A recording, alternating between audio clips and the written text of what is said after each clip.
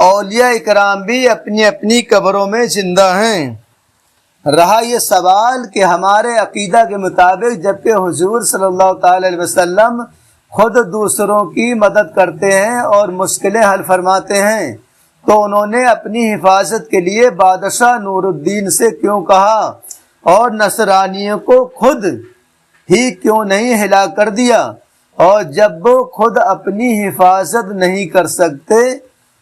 اور اپنے دشمنوں کو ہلاک نہیں کر سکتے تو وہ دوسروں کی مدد کیا کر سکتے ہیں؟ تو اس سوال کا جواب یہ ہے کہ حضور صلی اللہ تعالی وسلم خدا تعالیٰ کی عطا کی ہوئی طاقت سے اپنی حفاظت فرما سکتے تھے، اور بادشاہ نور الدین کی مدد کے بغیر ان کے دشمن ہلاک ہو سکتے تھے، جیسا کہ اسی کتاب میں دوسرا واقعہ موجود ہے کہ حلب کی ایک جماعت سے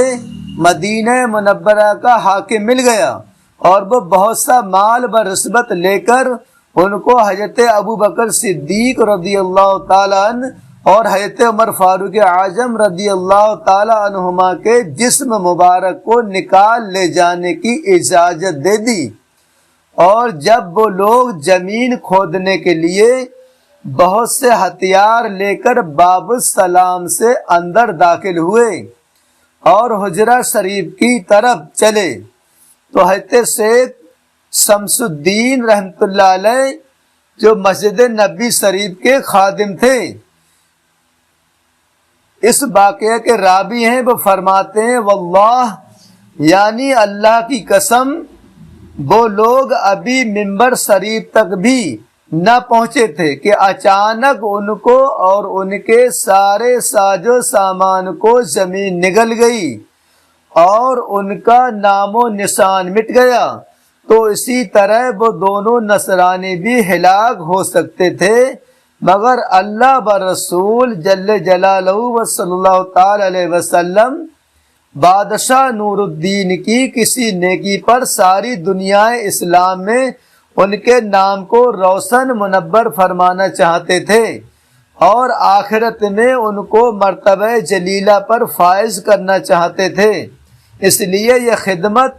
ان کے سپرد فرمائی۔ لیکن اگر اب بھی کوئی بدبخت نہ مانے اور یہی بکتا رہے کہ حضور کو اپنے دشمنوں کو ہلاک کرنے کی طاقت نہیں تھی،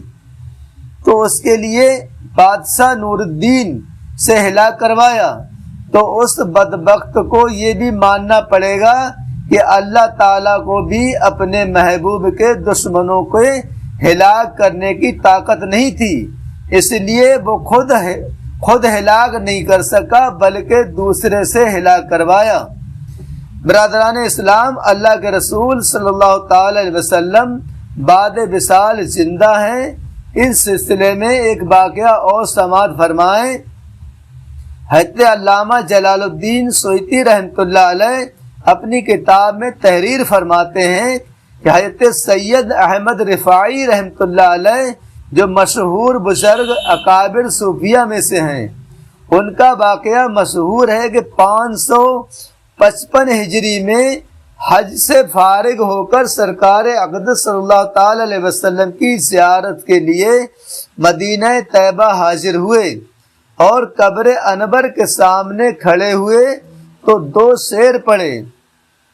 یعنی میں دور ہونے کی حالت میں اپنی روح کو خدمت مبارکہ میں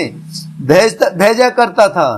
جو میری نائب بن کر حضور کے آستانہ مقدسہ کو چوما کرتی۔ اب جسموں کے ساتھ حاضری کا وقت آیا ہے، لہذا اپنے دست اقدس کو عطا فرمائیے تاکہ میرے ہونٹ اس کو چومیں۔ حضرت سید احمد رفاعی رحمۃ اللہ علیہ کی اس عرض پر سرکار اقدس صلی اللہ تعالی علیہ وسلم نے قبر انور سے اپنے دست مبارک کو نکالا، جس کو انہوں نے چوما، اور اس موقع پر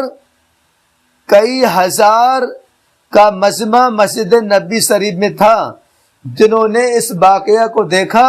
اور حضور کے دست اقدس کی زیارت کی۔ ان لوگوں میں محبوب سبحانی حضرت شیخ عبد القادر جیلانی غوث اعظم رضی اللہ تعالیٰ عنہ کا نام و نامی بھی ذکر کیا جاتا ہے۔ خلاصہ کلام یہ ہے کہ انبیاء کو بھی موت آنی ہے، مگر ایسی کہ فقط آنی ہے، بس اسی آن کے بعد ان کی حیات مثل سابق وہی جسمانی ہے۔ اور ایک واقعہ حضرت سیدنا بایزید بسطامی رحمۃ اللہ علیہ جو مشہور بزرگوں میں سے ہیں، ان کا واقعہ عارف باللہ حضرت مولانا روم رحمۃ اللہ علیہ نے اپنی کتاب میں تحریر فرمایا ہے کہ ایک روز بایزید بسطامی رحمۃ اللہ علیہ اپنے مریدوں کے ساتھ ایک راستہ سے گزر رہے تھے کہ اچانک سیر روئے کے علاقہ میں خرقان کی طرف سے انہیں خوشبو محسوس ہوئی۔ حضرت اس خوشبو سے اس قدر مست ہوئے کہ چہرہ کا رنگ کبھی سرخ ہوتا تھا اور کبھی سفید۔ ایک مرید نے عرض کیا، حضور کیا معاملہ ہے؟ میں حضرت کے چہرے کا رنگ بدلتا ہوا پاتا ہوں۔ فرمایا کہ اس طرف سے ایک دوست کی خوشبو آ رہی ہے جہاں درجہ ولایت و قطبیت کا ایک بہت بڑا بادشاہ اتنے سال کے بعد فلاں تاریخ کو تشریف لانے والا ہے۔ کسی نے پوچھا ان کا نام کیا ہے؟ فرمایا ان کا نام ابو الحسن ہے۔ پھر سر سے لے کر پاؤں تک ان کا پورا حلیہ بیان فرمایا۔ حضرت کے بیان کے مطابق ابو الحسن خرقانی رحمۃ اللہ علیہ کی تاریخ پیدائش کو لوگوں نے نوٹ کر لیا، اور جب حضرت بایزید بسطامی رحمۃ اللہ علیہ کی وفات کے بعد وہی تاریخ آئی تو خرقان میں حضرت ابو الحسن خرقانی رحمۃ اللہ علیہ پیدا ہوئے اور سن بلوغ کو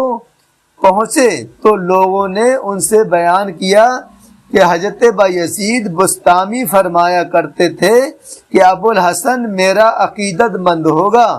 اور میری قبر پر آ کر مجھ سے فیض حاصل کرے گا۔ آپ نے فرمایا میں نے بھی اسی مضمون کا خواب دیکھا ہے۔ پھر آپ روزانہ صبح کے وقت حضرت بایزید بسطامی رحمۃ اللہ علیہ کی قبر مبارک کے پاس حاضر ہوتے اور چاست کے وقت تک ان کے مزار کے سامنے بادب کھڑے رہتے اور فیض حاصل کرتے رہتے۔ ایک روز صبح کے وقت جبکہ آپ اس قبرستان میں تشریف لے گئے جہاں حضرت کا مزار دیکھا تھا تو ساری قبریں برف سے چھپی ہوئی تھی۔ آپ حضرت کی قبر مبارک کو پہچان نہیں سکے، جس کے سبب بہت پریشان ہوئے۔ تو پھر اس کے بعد کیا ہوا اسے مولانا روم نے بیان فرمایا ہے کہ یعنی اچانک بایزید بسطامی رحمۃ اللہ علیہ جو زندہ ہیں ان کی قبر مبارک سے آواز آئی کہ میں تمہیں پکارتا ہوں تو میری طرف آؤ۔ بے شک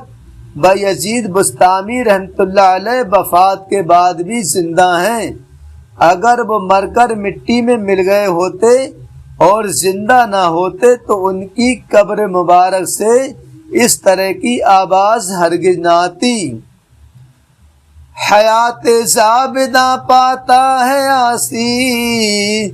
حیات زابدہ پاتا ہے آسی، قتیل تیگ آبروئے محمد صلی اللہ علیہ وسلم۔